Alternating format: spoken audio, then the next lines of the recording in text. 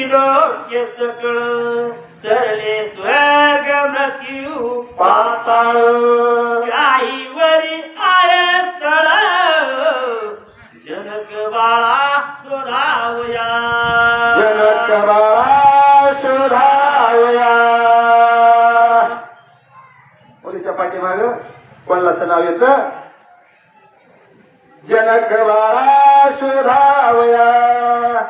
तिथं काय म्हणणार बाबा, काय शब्द दिला तिथं?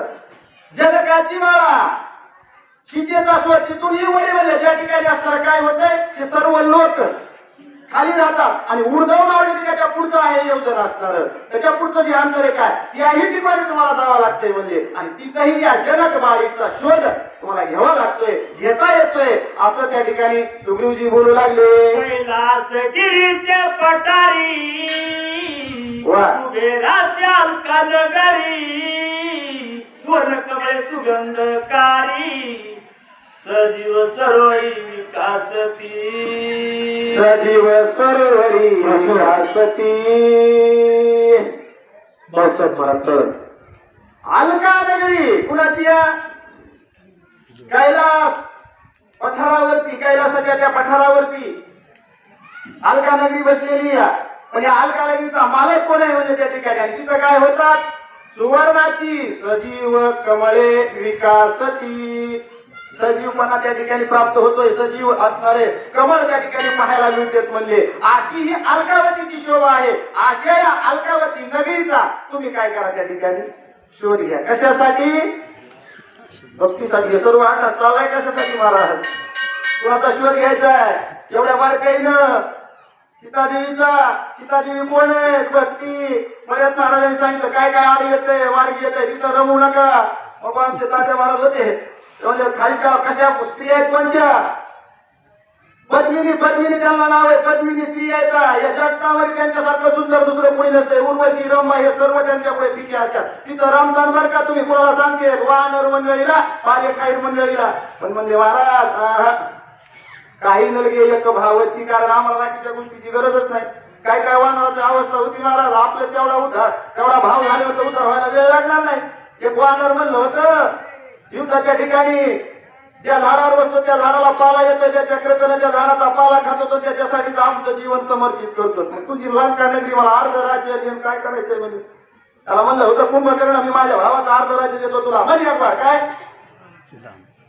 रावण ते तसं तर म्हणलंच नाही महाराज. ते काय म्हणलं माहिती का? नाथबाबाने मी म्हणतं सांगणार नाही. ते म्हणलं आई मी लघुशंकेला बसलो का तरी तुझ्या भावाचं नाव घेणार नाही. रावण म्हणलंच नाही शेवट होतं. याचं नाव निष्ठा, याचं नाव भाव. आणि ते मला मी तुला मारीन. ते मला मार म्हणून मारायसाठी चालू मारायची मला भीती.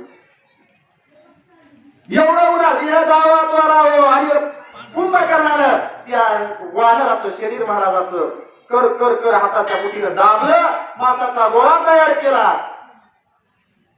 आणि तो गोळा तसा प्रभू रामचंद्राच्या रावटीकडे फेकून दिला.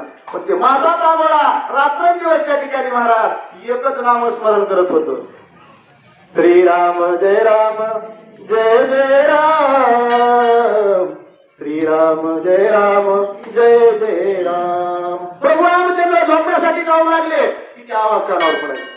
लक्ष्मी म्हणजे रामाने लक्ष्मी म्हणा अरे मला झोप येत नाही, कुणीतरी माझं नामस्मरण करते.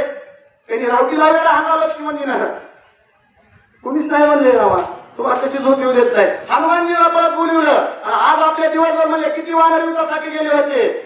ते म्हणजे 1300 वानर गेले होते. यावर मोजून या म्हणले. हनुमानजीने मोजली सर्व वानर. 1299 वानर झाले. एक वानर कमी भरला. पुन्हा लक्षात आला हनुमानजीच्या म्हणजे रामा आज जे आपले 1300 वानर गेले होते त्याच्यातून 1299 वानर परत आले. एक वानर नाही. आणि शोध घेऊन आले हनुमानजी. शोध घेत असताना रावटीच्या कडीला जात असताना पायाला असताना हनुमानजीचा तो मासाचा गोळा लागला.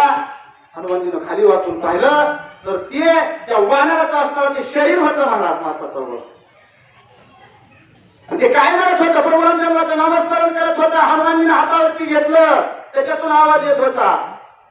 नामस्मरण करत होत, रामनाम घेत होत. तो मासाचा गोळा घेऊन मर्यादा पुरुषोत्तम प्रभू रामचंद्राकडे हनुमानजी धावत गेले. रामा ऐका ना ते म्हणजे काय तुम्हाला जे झोप येऊ देत नाही का की हे वानर आहे म्हणजे या ठिकाणी असणार या मासाचा गोळा नाही याच्यातून असणारं भगवंताचं नामस्मरण ऐकू येते तुमचं राम नाम घेते म्हणजे भगवंत म्हणजे हे मासाचा गोळा आहे अवधा थोडा कान लावा म्हणजे ते कान ज्यावेळेस लावला का त्यावेळेस त्याच्यातून आवाज येत होता श्रीराम जय राम जय जय राम श्रीराम जय जय राम या विश्वामध्ये भगवंतानं फक्त दोनच असणाऱ्या भक्तांच्या करता